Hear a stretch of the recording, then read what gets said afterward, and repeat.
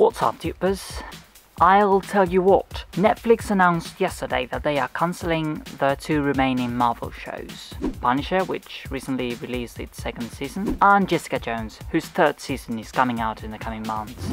This is basically the result of many factors, and although one of them may be that Disney is launching its own streaming service later this year, Disney+, the reality is that Netflix made a business decision here. These shows came into existence at a time when Netflix originals weren't such a big thing as they are now, and they needed a big IP to up the sales, basically, and which didn't have to be internally managed. They were managed by Marvel TV and Jeff Loeb. But now the ratings aren't as high as they were with Daredevil Season 1, and the production has been problematic, to say the least. There has been lots of internal disagreements, showrunners come and go, and due to all this, Netflix wanted to reduce the episode number to around 6 or 8, which is something that I agree with, but that wasn't profitable enough for Marvel to continue lending their IPs. That's why it all collapsed a few months ago.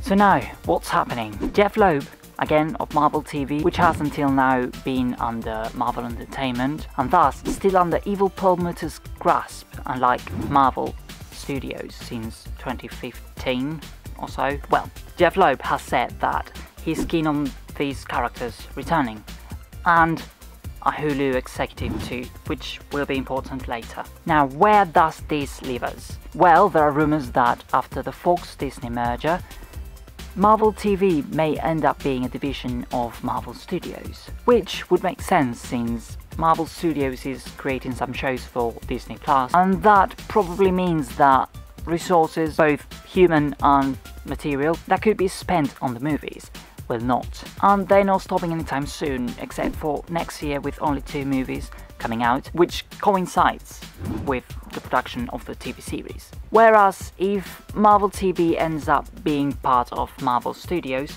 Feige could still supervise it all, but he wouldn't have to be so hands-on. And if that happens, Marvel TV wouldn't be controlled by Ike Perlmutter anymore, so we may end up seeing more crossovers, like we did back when #everything was connected. So what's in store for Marvel TV, at least live action? Once Agents of S.H.I.E.L.D. is done and dusted after Season 7, which will probably air at some point during the summer of 2020, I think we're only going to be seeing Marvel shows on 2 platforms. Disney Plus for the more family-oriented and movie side of things, and Hulu, which will pretty much be owned by Disney at that point. I think Hulu will be home of the rumoured adult-oriented side of the MCU that will allegedly start with Black Widow next year. Now, what does this mean for the Netflix shows? I think once everything has been reshuffled and all the brands are in place, the 2 years where they can't use the characters from the Netflix shows will have passed. Although this doesn't mean that they will bring back the shows as such. That's a bit more difficult, and I think it would require them to renegotiate some things with Netflix. But I think we will start seeing some of the characters pop up in different places. Like, for example, Misty Knight could appear in Cloak and Dagger, since she's already been teased, and I think that would be awesome. And yes, I know that is technically freeform, but the crossover with the Hulu show Runaways is all but confirmed, and I think by the time this happens, Cloak and Dagger will have also moved to Hulu, mark my words. Now, some people think this won't happen because that would mean people will go back to Netflix to watch the previous seasons of these shows. I say Disney won't really be that bothered about that. Using those characters will attract more fans of those shows than it will the opposite, I think. And Hulu would be interested in that.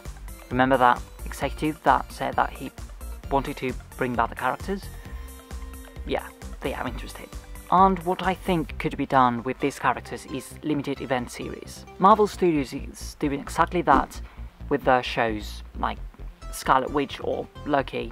And I think one series of, say, 6-hour-long episodes is perfectly fine to explore one arc, which is ironically what Netflix wanted to do with this series. So what could we end up seeing? Bear in mind that these are not predictions, these are mostly things I want to see, and hell, I think they would be very successful if they did them. I want to see a Daredevil Black Widow limited series. I want to see Luke Cage and Jessica Jones finally getting married, although I think they would do a Defenders type of series in which they would tie up the loose ends of Iron Fist and Luke Cage. Maybe Heroes for Hire, maybe not. Down the line, maybe even a Daredevil Spidey crossover when Peter is older. I don't know, maybe one where Wong, Doctor Strange already has his own movies. Reunites a team of supernatural defenders, say Danny, Colleen, Robbie Reyes and Satana, to fight against some demon or some such. Things like that. So yeah, TLDR, Netflix scanning the Defender series could be a good thing. Loeb is keen on doing more things with these characters, so Marvel TV and the Marvel Studios could use Hulu as a platform for more adult-oriented MCU event series, using characters from both the movie side of things and the Netflix shows interacting, and that could lead to a more integrated Marvel Cinematic Universe altogether. That's my take on things, my predictions, and what I think they should do, basically. So I hope you liked this video. If you liked it, tell me in the comments and click the like button so I know if I should do more videos like this in the future. And yeah, see you next time, which may be in a couple of years.